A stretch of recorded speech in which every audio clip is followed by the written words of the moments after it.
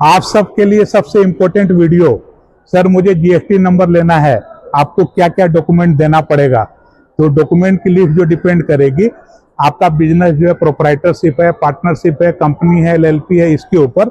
लेकिन जनरली जो डॉक्यूमेंट की लिस्ट है वह मैं आपको बतला दे रहा हूँ।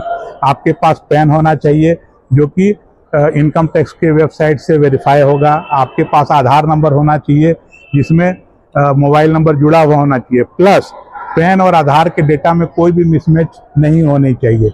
आपके पास एक पासपोर्ट साइज फोटो होना चाहिए।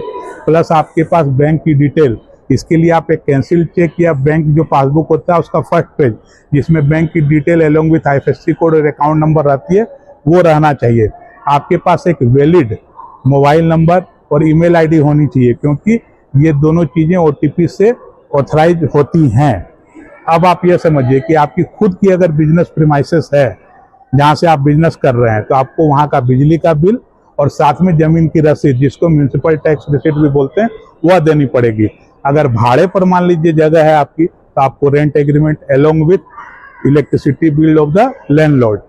कई बार क्या होता है कि आप जिस प्रीमाइस से बिजनेस कर रहे हैं वो आपके किसी रिलेटिव की है, तो ऐसे केस में अगर आप उस रिलेटिव से कंसेंट लेटर भी दे देते हैं along with electricity bill and जो म्यूनिसिपल टैक्स की रिसीट है वो भी दे देते हैं, तो आपको जीएसटी नंबर मिल जाता है। तो इन सारे डॉक्यूमेंट्स को लेकर के जब आप अपने कंसल्टेंट के पास जाएंगे तो जीएसटी नंबर आसानी से मिल जाएगा।